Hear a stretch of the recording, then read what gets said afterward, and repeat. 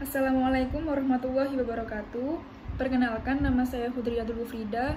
Saya dari kelas Sosiologi 2019C, NIM 19040564074. Pada kesempatan kali ini, saya di sini akan sedikit menjelaskan mengenai teori kritis dari Theodor Adorno dengan konsep industri budaya. Adorno di sini merupakan tokoh generasi pertama yang mewakili dari sekolah Frankfurt. Namun, selain Adorno, ada juga tokoh-tokoh yang lainnya, seperti Max Horkheimer, Herbert Marcuse, Walter Benjamin, dan Erich Fromm. Lalu, di generasi kedua diwakili oleh Jürgen Habermas, dan yang ketiga diwakili oleh Axel Honneth pada abad ke-20.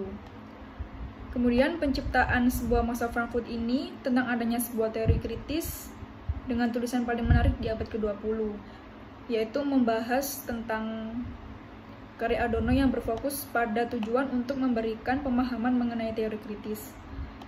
Studi mengenai budaya dinilai secara adil. Hal ini dilihat dari bentuk neomarxisme, bahwa superstruktur budaya memiliki cerita tersendiri, dan teori kritis yang dipahami oleh sekolah Frankfurt sangat berpengaruh dan produktif. Dalam sebuah karyanya, Adorno bersama Max Horkheimer yang berjudul Dialectic of Enlightenment merupakan sebuah analisis mengenai dialektika pencerahan. Dan karya ini awalnya bertujuan untuk mengamankan kebebasan dari ketakutan dan otoritas manusia, yang kemudian berubah menjadi dominasi politik, sosial, dan budaya. Dimana pada saat itu manusia itu kehilangan individualitas dan masyarakat kehilangan kemanusiaannya. Kenapa? Objek sentral dalam teori kritis yang dikemukakan oleh Adorno berhubungan dan saling terpengaruh dengan pertentangan dari masyarakat sebagai totalitas dan bentuk konkret kehidupan dalam masyarakat. Teori kritis ini berorientasi pada ide tentang masyarakat sebagai subjek dan individu sebagai pusat. Adorno waktu itu muncul dengan esai-esai terbaiknya tentang pemikiran budaya, dan ia berpendapat bahwa sebuah industri budaya mengkomodifikasi dan menstandarisasi semua seni. Dari karyanya tadi yang berjudul Dialectic of Enlightenment, Adorno dan Max Horkheimer mulai mengembangkan sebuah konsep industri budaya, dan mereka mulai menelaborasi dalam karya empirik dan teoritiknya.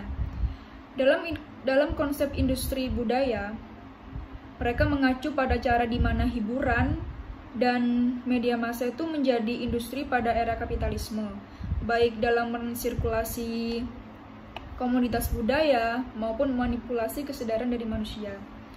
Menurut konsep industri budaya,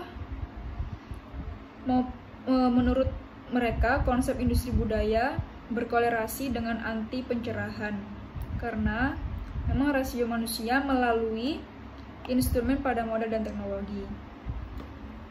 Jika tujuan dari pencerahan tadi untuk membebaskan manusia dari mitos dan menjamin kebebasan individu untuk berpikir, maka industri budaya di sini tuh untuk maksudnya hanya sebagai penindasan dan dominasi saja. Dengan melalui alat berupa modal dan teknologi, industri budaya telah menghambat perkembangan individu yang otonom dan mandiri dengan menilai dan memberikan putusan untuk diri mereka sendiri.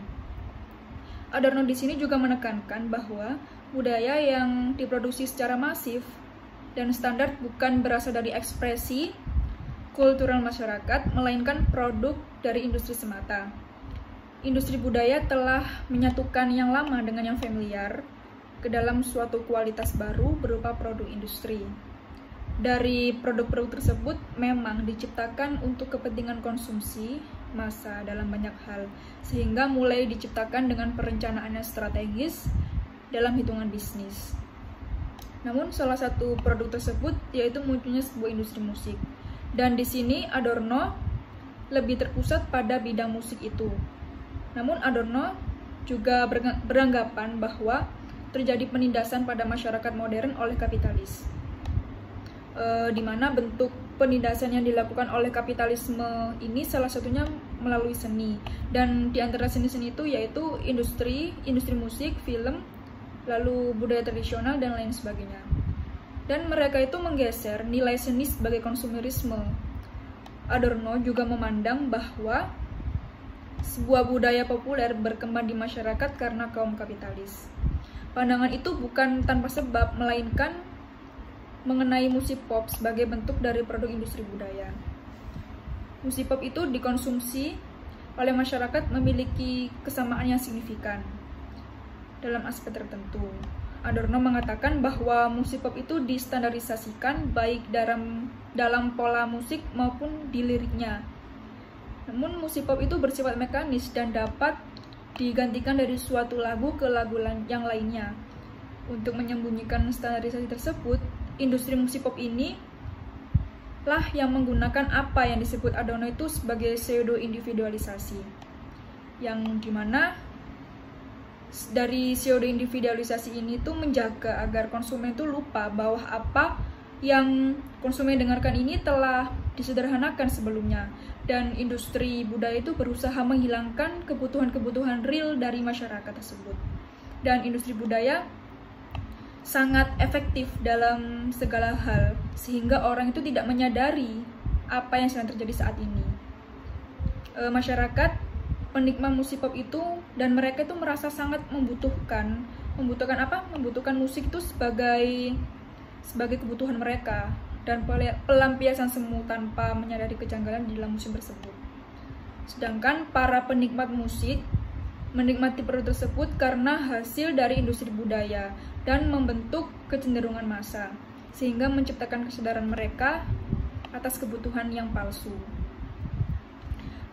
Lalu para kapitalis di sini berusaha menciptakan budaya massa karena mereka bertujuan untuk mendapatkan sebuah keuntungan dari halayak konsumen.